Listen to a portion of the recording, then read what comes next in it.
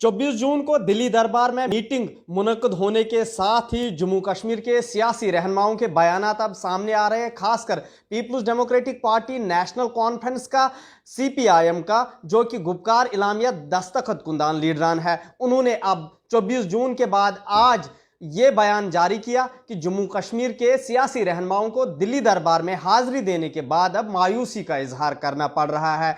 मेरे साथ इस वक्त मौजूद है भारतीय जनता पार्टी के जम्मू कश्मीर यूनिट के सदर रविंदर रैना जी। रैना जी, खैर मकदम है आपका। जिस तरह से 24 जून को मीटिंग मुनक्कद हुई, तमाम लीडरान ने उसका खैर मकदम किया, मीटिंग खत्म होने के बाद भी खुश आइंदा करार दिया। तहम अब नेशनल कॉन्फ्रेंस, पीडीपी, सीपीआईएम और उनके जितने भी गुपकार दस्तखत कुंदान लीडरान है, उनका मानना है कि मायूसी हुई वहां पे उन्हें। 24 जून को जो नई दिल्ली में हमारे ऑनरेबल प्राइम मिनिस्टर जनाब नरेंद्र मोदी साहब ने जो ऑल पार्टी मीटिंग बुलाई थी, उस मीटिंग में जम्मू कश्मीर के तमाम बड़े जो दिग्गज नेता हैं उनको बुलाया गया था। मैं स्वयं भी उस मीटिंग में था और सब पार्टी के लीडरान ने अपनी अपनी पार्टी के एजेंडे के मुताबिक उन्होंने बात रखी। बीजेपी ने भी अपनी बात रखी, हम लोगों ने भी अपनी बात रखी। हर पार्टी ने जिसको बुलाया गया था उन्होंने अपना जो इश्यूज थे वो ऑनरेबल प्राइम मिनिस्टर साहब के सामने रखे। जब मीटिंग खत्म होने वाली थी तो ऑनरेबल प्राइम मिनिस्टर साहब ने बड़े खूबसूरत अल्फाज में दिल से सब जम्मू कश्मीर के तमाम दिग्गज नेताओं को कहा, हम सबको मिलकर दिलों की दूरियां भी मिटानी होंगी और दिल्ली की दूरियां भी मिटानी होंगी।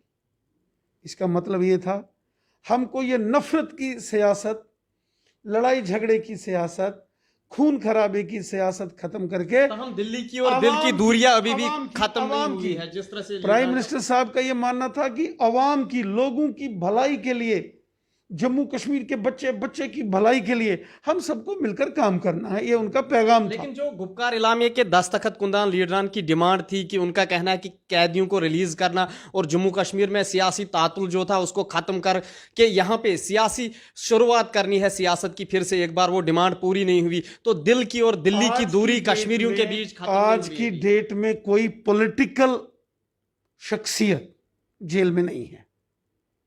इंजीनियर रशीद जेल में, देखिए वो एक पारा भी है, वो एक अलग मामले में है।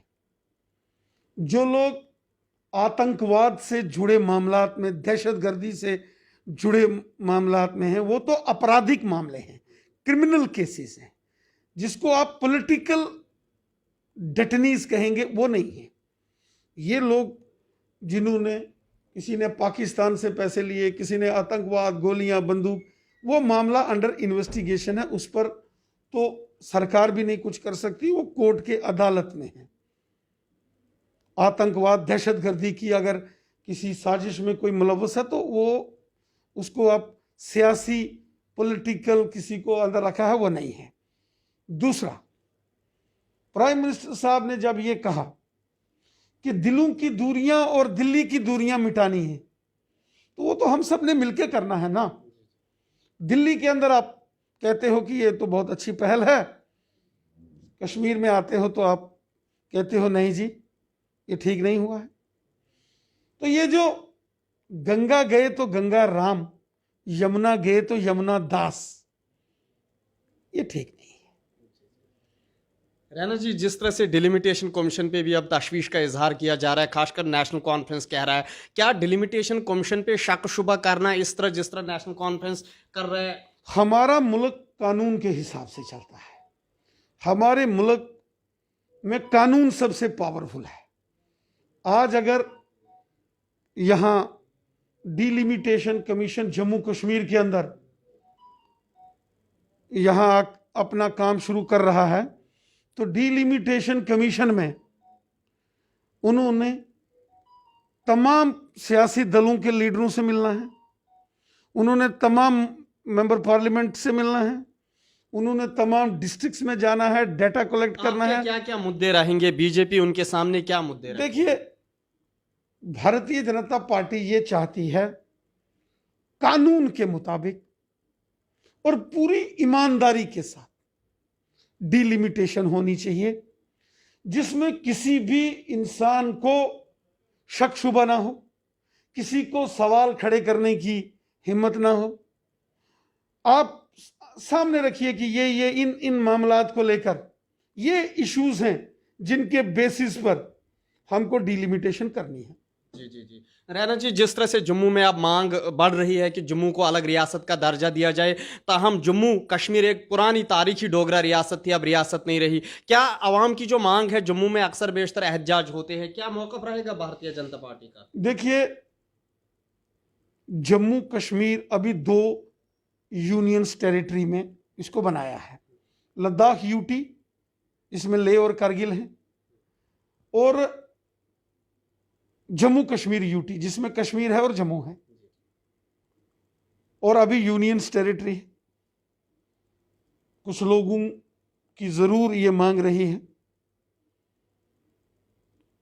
लेकिन फिलहाल अभी इस जो मौजूदा हालात हैं उसको अगर हम देखेंगे नेशनल और इंटरनेशनल लेवल पर, तो इस पर अभी मेरे को लगता है कि बहुत सारी चीजें जो अभी सेंट्रल गवर्नमेंट ठीक कर रही है, पहले वो करनी जरूरी है। यूटी बनी, एक विधान, एक प्रधान, एक निशान लागू हुआ, 108 सेंटर के कानून यहां लागू हुए, national human rights commission, national commission for women, SC ST commission, ये सारे यहाँ लागू हुए हैं। इसके बावजूद भी कुछ सियासी इशू है, जिस तरह से दरबार मुंह पर रोकथाम अब हुई है, दरबार मुंह नहीं हो पाएगा। सिविल सेक्रेटरी जम्मू में भी काम करेगा और श्रीनगर में भी। जो तिजारत पेशा अफराद है जम्मू के, उनमें खदशा लाहक है। देखिए, अभी तो इस किस्म का कोई ऑर्डर तो अभी निकला नहीं है। अलबत्ता 12 महीने सेक्रेटरेट जम्मू में भी खुले और श्रीनगर में भी खुले, इसका भला किसको है? इसका फायदा किसको है?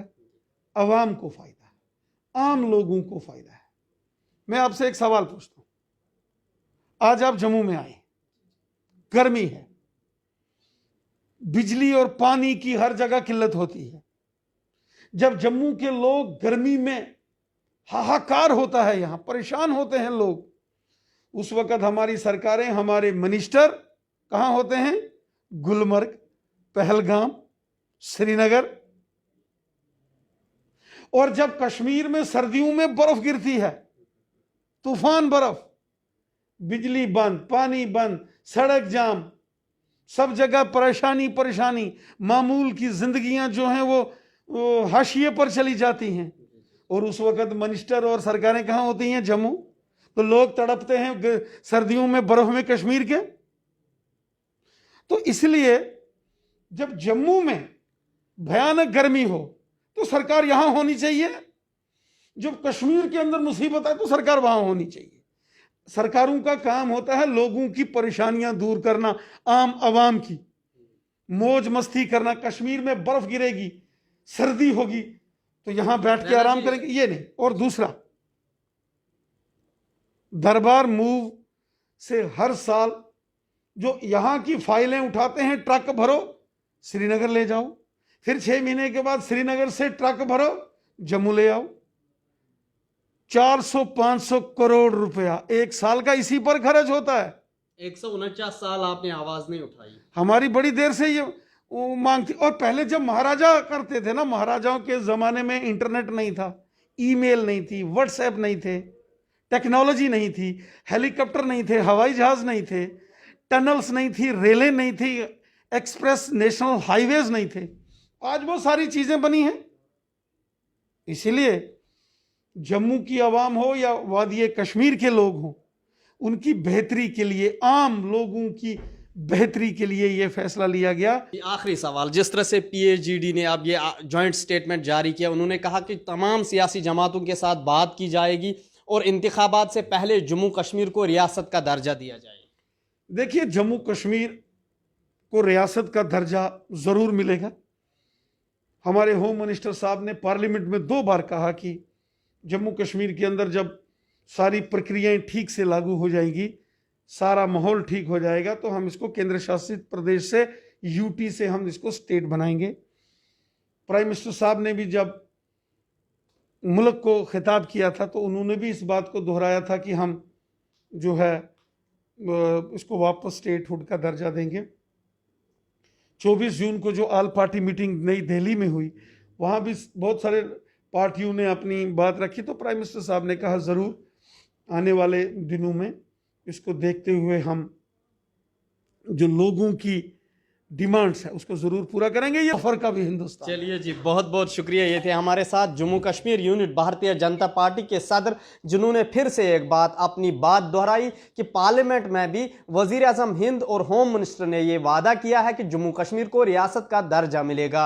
अब देखने वाली बात यह होगी कि जम्मू कश्मीर में कब जमहूरियत की फिजा बहाल होगी, इंतखाबात होंगे और फिर से एक बार जम्मू कश्मीर को रियासत का दर्जा मिलेगा।